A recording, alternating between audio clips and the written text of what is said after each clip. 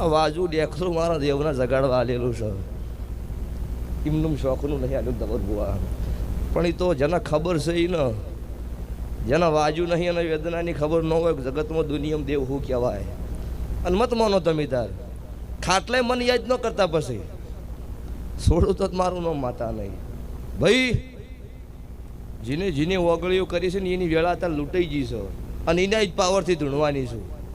એમાં કોઈ આગા પાછું થવાનું નહીં. ચકેલીઓ ગમે એટલી ઊંચી ચડશી તો ચકેલીઓ જ પાછી આવશે. કોઈ બાગ થઈને પાછી લેશે નહીં આવવાની. એટલે હું દેરું ધૂણું છું એની એ રીતમાં ધૂણું. હું માતા ધૂણતી હોય વળી તાર રોક વેડા કરીને ધૂણું હું માતાય ન હોય. આ ભુવાને ખોટા ગભા હલાયા હોય તો કદાચ વિઘન આવે તો હળવું હળવું ધૂણે. ના ના આની આ રીતમાં ધૂણવાનું હો ભાઈ. કોઈ આગા પાછું નહીં થાય. એટલે મજા ઓ વખતો મજા થાય તો સારું કરજો ભૂ. દરેકને પૂછું. અને ભણવાનો જમાનો છે ભણજો. સલાહ હાલવા નહીં આવી પણ સપોર્ટની જરૂર તો સર.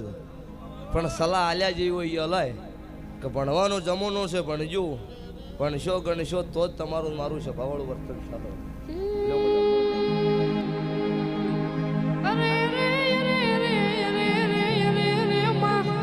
સુખમાં મળી હોય જુદી હોય, દુઃખમાં મળી હોય જુદી હોય. પણ મારે દુઃખની વેળા હોય, મારે દુઃખની વેળા વેસાશે હોય ત્યારે મળી હોય જુદી હોય.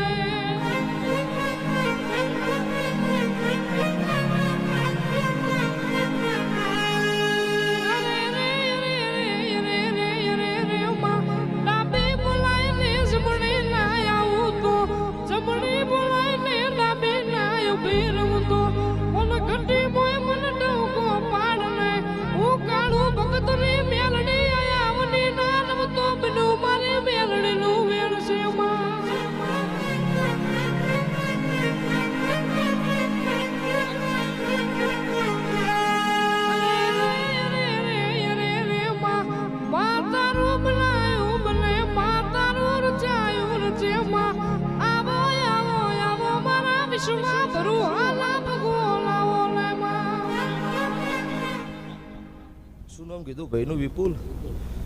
વિપુલ અત્યારે હું રાવળદેવ નાતની માતા આવી છું. કોઈ વાટ ઘાટનું કારણ અત્યારે રોમા ધણીના ગાદીએ ધૂણવા નહીં આવ્યું. મેલડી ધૂણતી છું અત્યારે તો અત્યારે એવું બોલતી જઈશું દુનિયા જગત છોડી મેલા